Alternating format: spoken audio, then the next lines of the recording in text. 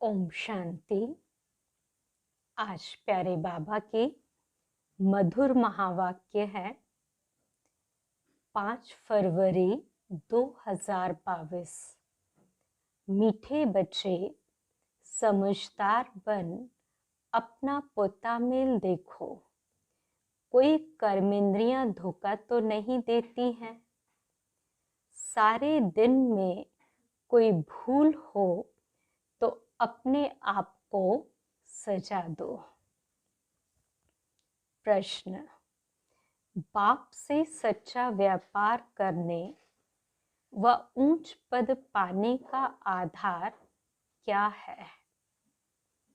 उत्तर: बाप से सच्चा व्यापार करना है तो बाप के हर डायरेक्शन पर चलो। बाबा कहते बच्चे, यदि ऊंच पद पाना है तो अंदर में जो भी बुरी आदतें हैं वह निकाल दो।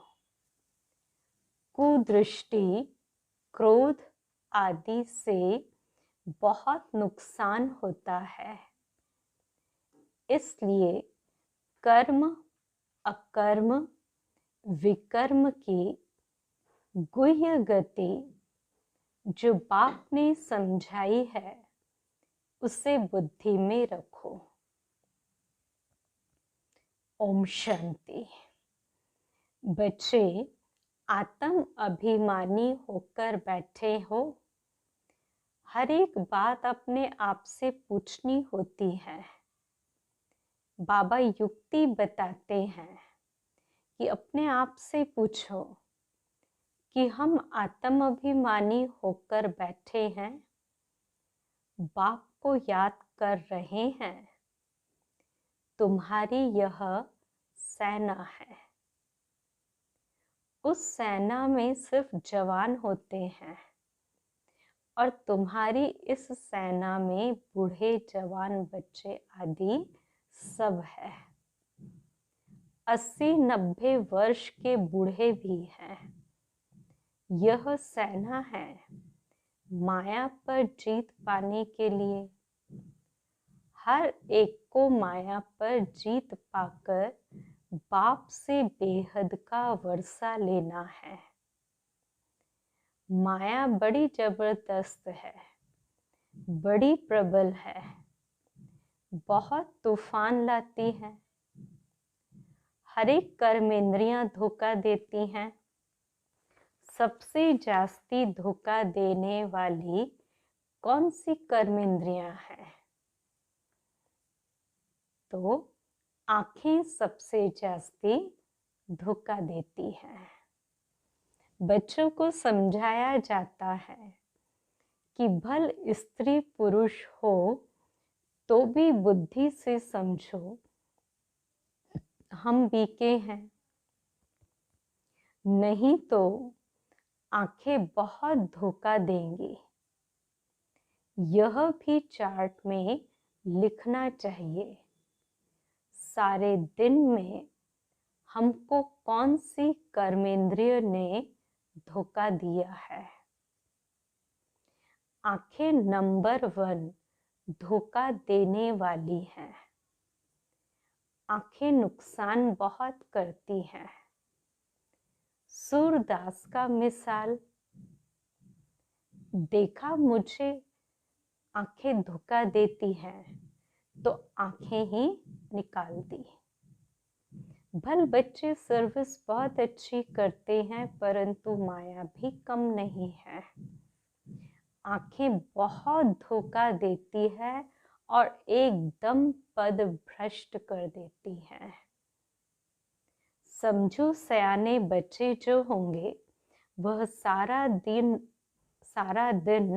नोट करेंगे कि हमने कोई भूल तो नहीं की। भक्ति मार्ग में भी अपने को चमाट मारते हैं कि याद रहे कि फिर यह काम कभी नहीं करेंगे। वैसे ही इसमें भी जांच रखो। अगर आंखें कहाँ धोखा दें तो अपने को सजा दो, किनारा कर चला जाना चाहिए, खड़ा होकर देखना नहीं चाहिए। सन्यासी लोग बहुत करके आंखें बंद कर बैठते हैं, स्त्री को देखते ही नहीं है। वहां पुरुषों को आगे और स्त्रियों को पिछाड़ी में बिठाते हैं। यहाँ भी तुम बच्चों को मेहनत करनी है। विश्व का राज्य पाना कोई मासी का घर नहीं है। अभी तुम बचे हो संगम युग पर। बाबा कहते हैं संगम के साथ साथ पुरुषोत्तम अक्षर जरूर लिखो, जो किसको भी समझाने में सहज हो। पुरुषोत्तम संगम युग, जबकि तुम मनुष्य से देवता बनते हो। गायन है ना, मनुष्य से देवता किए करत ना लागे वार। तो कौन से मनुष्य? कलयुगी। देवताएं तो रहते हैं सतयुग में, तो कलयुगी मनुष्यों को देवता, नरकवासियों को स्वर्गवासी बनाने के लिए ही बाप आते हैं। यह भी अभी तुम जानते हो। मनुष्य तो घोर अंधियारे में पड़े हैं। बहुत हैं जो कभी स्वर्ग को देख भी नहीं सकेंगे। बाप कहते हैं कि तुम्हारा यह धर्म बहुत सुख देने वाला है। भल गाते भी है हेवनली गॉड फादर, परंतु उसने हेवन की स्थापना की यह नहीं जानते। और धर्म वाले भी कहते हैं हेवनली गॉड फादर, परंतु उन्हों को यह मालूम नहीं है कि हेवन में हमारा पार्ट नहीं है। क्रिश्चियन लोग खुद कहते हैं कि पैराडाइज था। इन देवी देवताओं को गॉड गॉडेस भी कहते हैं, परंतु यह नहीं समझते।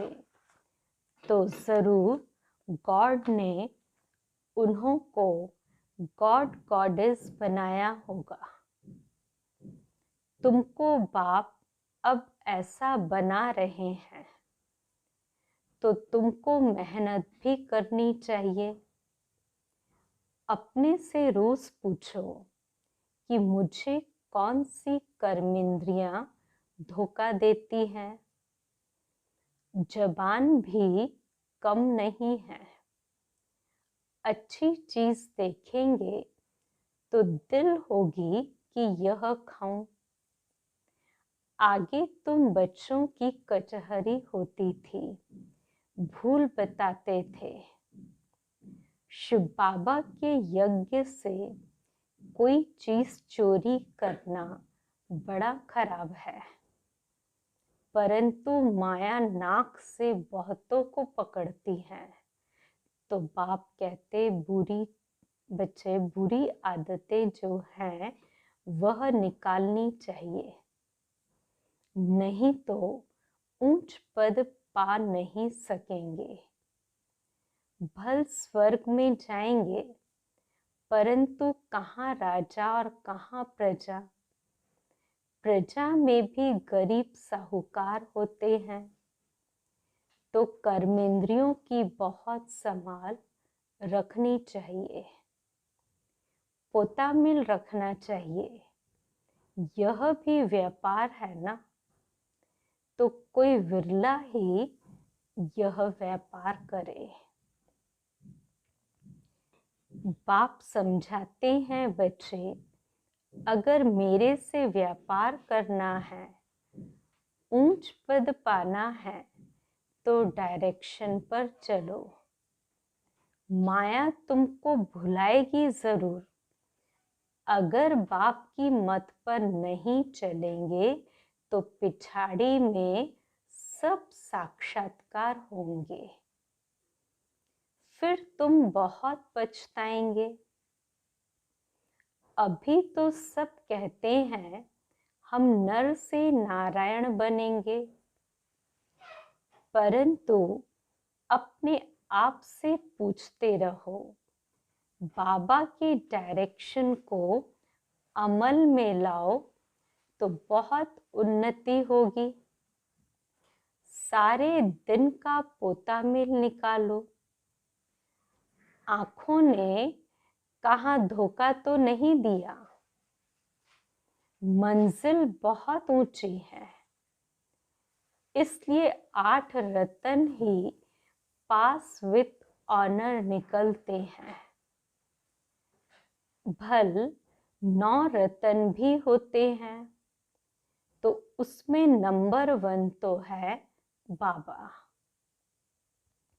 बाकी 8 रतन जब कोई ग्रहचारी बैठती है तो 8 रतन की अंगूठी पहनते हैं। तो पास विथ ऑनर 8 ही निकलते हैं, बाकी को कुछ ना कुछ दाग लगते हैं। इसमें बड़ी मेहनत है। रावण राज्य है ना, सतयुग में यह बातें ही नहीं होती, क्योंकि रावण राज्य है नहीं। ऊंच पद देने लिए भगवान तुमको पढ़ाते हैं। विचार करो, गुरु भी करते हैं ना, यह तो सतगुरु है। उन्होंने तो सर्वव्यापी कह बाप से बेमुख कर दिया है। तुम समझा सकते हो। बाप कहते हैं कि मामे कम याद करो, मैं पतित पावन हूँ। फिर तुम कहते हो कि ठिक्कर भीतर में है। अब बाप कहते हैं कि तुम सब आसुरी मत पर मेरी ग्लानि अपकार करते आए हो, अब हमको सब पर उपकार भी करना है। तुम बच्चों में कुदृष्टि, क्रोध आदि कुछ नहीं होना चाहिए, अपना ही नुकसान करते हैं। कुदृष्टि होती है तो उनका भी वाइब्रेशन आता है। बाबा क्या कह रहे हैं कि किसी की कुदृष्टि है, गंदी दृष्टि है, गंदी निगाहों से कोई देखता है तो उसकी भी फिर वाइब्रेशंस आते हैं, या हमको कोई उस दृष्टि से देखता तो वो ध्यान जाता, वाइब्रेशन आता है। दूसरे को भी कशिश होती है तो बाबा घड़ी घड़ी बच्चों का ध्यान खिंचवाते हैं। बच्चे अपने को देखो कि कोई भी कर्मेंद्रिय के वश हो, विकर्म तो नहीं बनाया।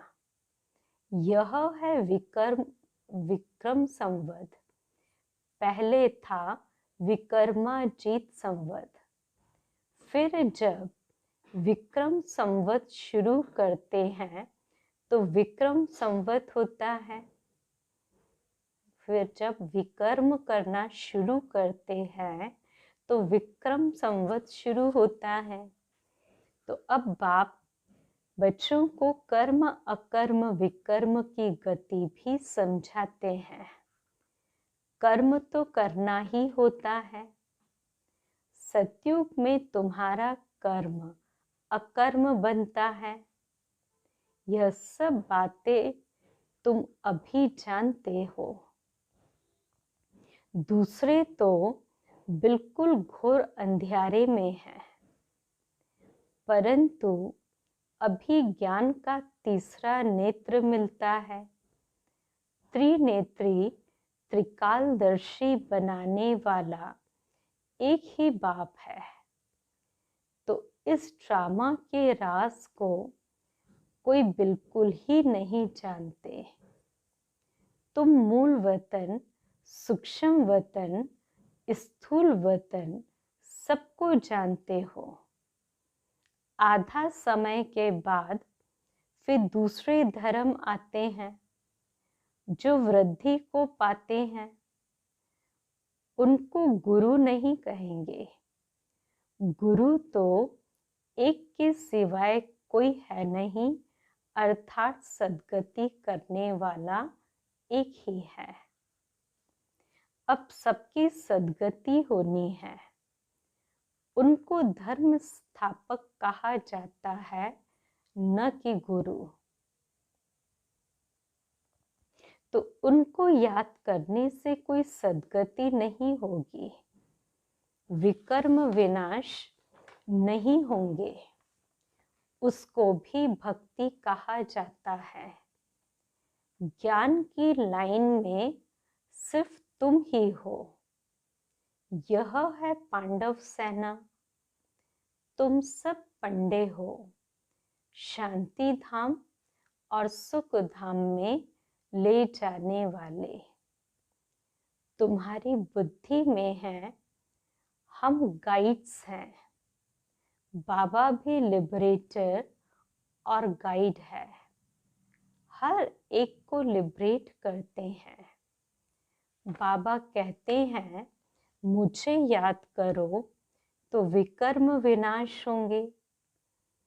फिर अगर कोई विकर्म किया तो 100 गुना दंड हो जाता है। इसलिए जहां तक हो सके विकर्म नहीं करो, जो नाम बदनाम हो। विकर्म करने से फिर वृद्धि हो जाएगी। इसलिए अब बहुत खबरदारी रखना। भाई बहन की दृष्टि बहुत पक्की चाहिए।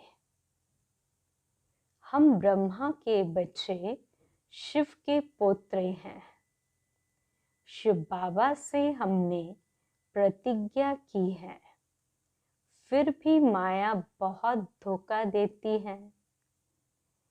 कहना बड़ा सहज है, हम लक्ष्मी नारायण बनेंगे, परंतु डायरेक्शन पर भी अमल करना पड़े। स्त्री पुरुष सारा दिन यह ज्ञान की बातें आपस में करते रहें। दोनों कहते हैं हम बाबा से पूरा वर्षा लेंगे, टीचर से पूरा पढ़ेंगे।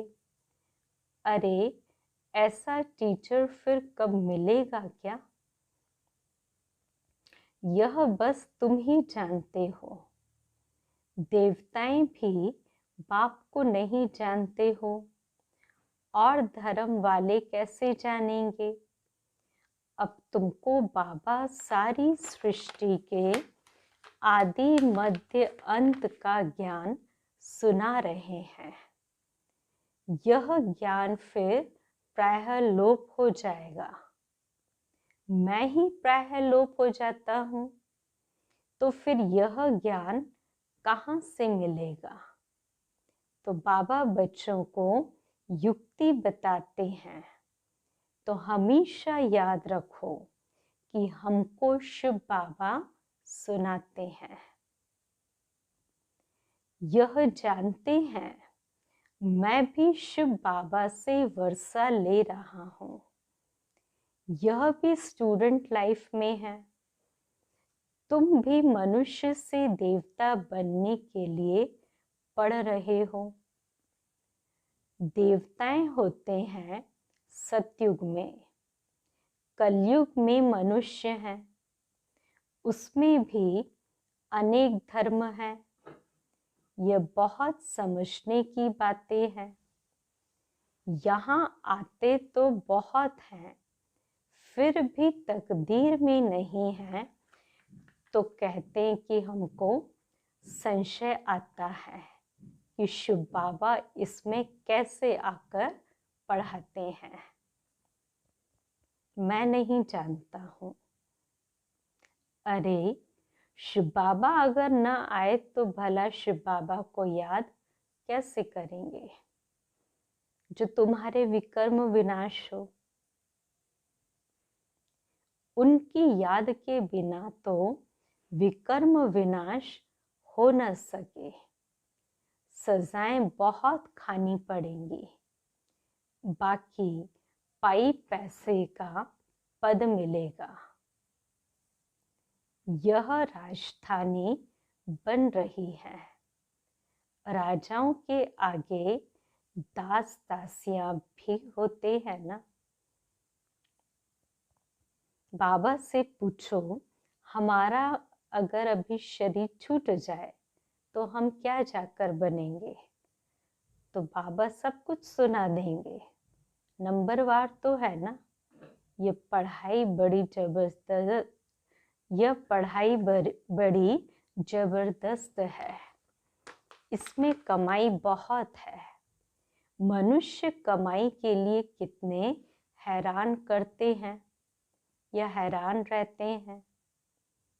मनुष्य कमाई के लिए कितने हैरान रहते हैं। रात दिन बुद्धि उसमें लगी रहती है। सट्टा लगाते रहते हैं। तुम्हारे पास भी बड़े व्यापारी लोग आते हैं, कहते हैं क्या करें, फुर्सत नहीं। अरे विश्व की बादशाही मिलती है, सिर्फ शिव बाबा को याद करना है।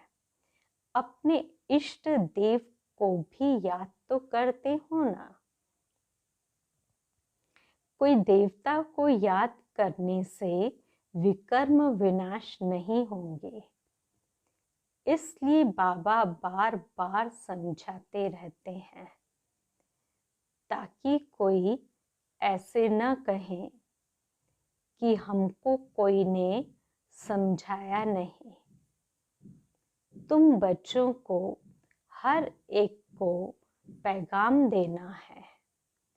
एरोप्लेन से पर्चा गिराना भी बहुत अच्छा है। कोई ऐसा न रह जाए जो कहे कि हमको मालूम ही नहीं पड़ा कि बाबा आया है, इसलिए यह सब करना पड़ता है।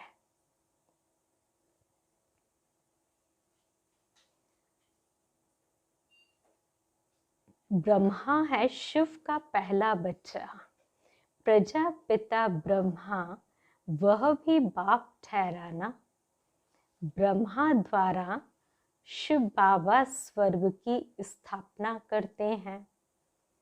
बाबा कहते हैं मैं इन द्वारा आदि सनातन धर्म की स्थापना कर रहा हूँ। होवनहार विश्व के बाद, विनाश के बाद विश्व में सुख शांति पवित्रता सब होगा। कल्प कल्प ऐसे स्वर्ग की स्थापना होती है। सदैव बाबा बाबा करते रहो।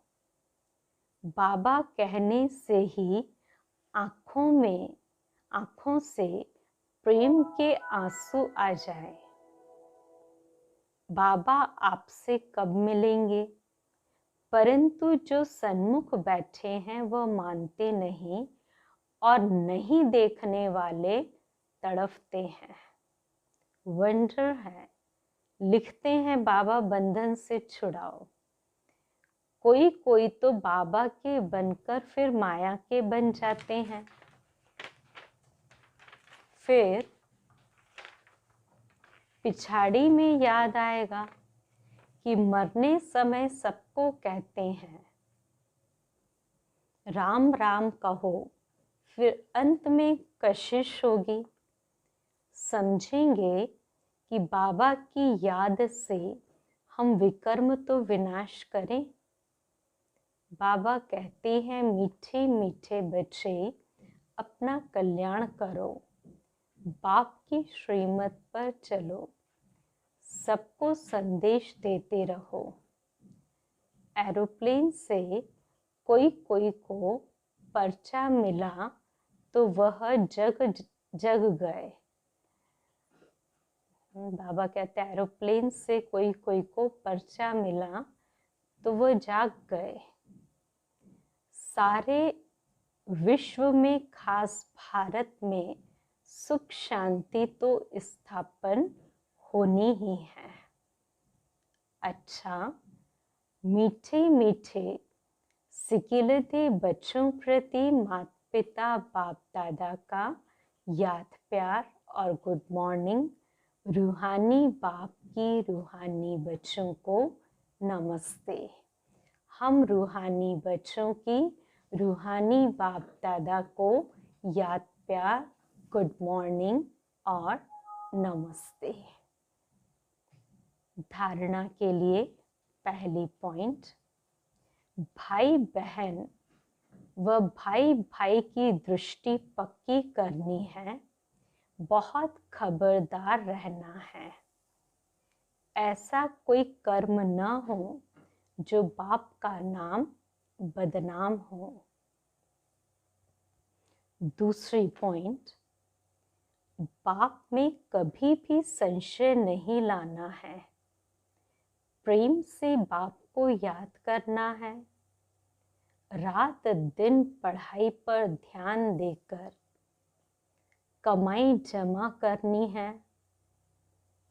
आज का वरदान, सदा विजय की स्मृति से हर्षित रहने और सर्व को खुशी दिलाने वाले आकर्षण मूर्त भव।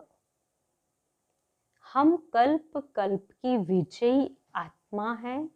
विजय का तिलक मस्तक पर सदा चमकता रहे तो यह विजय का तिलक औरों को भी खुशी दिलाएगा, क्योंकि विजयी आत्मा का चेहरा सदा ही हर्षित रहता है और हर्षित चेहरे को देखकर खुशी के पीछे स्वतः ही सब आकर्षित होते हैं। जब अंत में किसी के पास सुनने का समय नहीं होगा, तब आपका आकर्षण मूर्त चेहरा, हर्षित चेहरा ही अनेक आत्माओं की सेवा करेगा। स्लोगन, अव्यक्त स्थिति की लाइट चारों ओर फैलाना ही लाइट हाउस बनना है। अव्यक्त स्थिति की लाइट चारों ओर फैलाना ही लाइट हाउस बनना है। अव्यक्त इशारे की पांचवी पॉइंट, पवित्रता ब्राह्मण जन्म का स्वधर्म है। पवित्रता का संकल्प ब्राह्मण जन्म का लक्ष्य और लक्षण है। ब्राह्मणों का धर्म अर्थात मुख्य धारणा है संपूर्ण पवित्रता। संपूर्ण पवित्रता अर्थात संकल्प व स्वप्न में भी अपवित्रता का अंश मात्र न हो।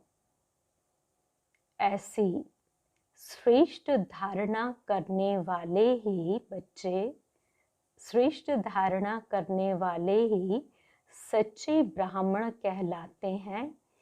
इसी धारणा के लिए ही गायन है कि प्राण जाए पर धर्म न जाए।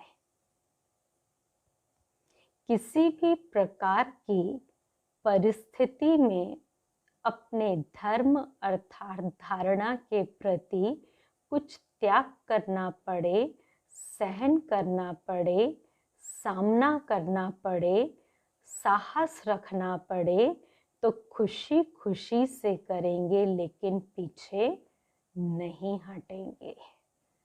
ये बाबा ने संपूर्ण पवित्रता की बात बतलाई कि प्राण जाए पर धर्म न जाए।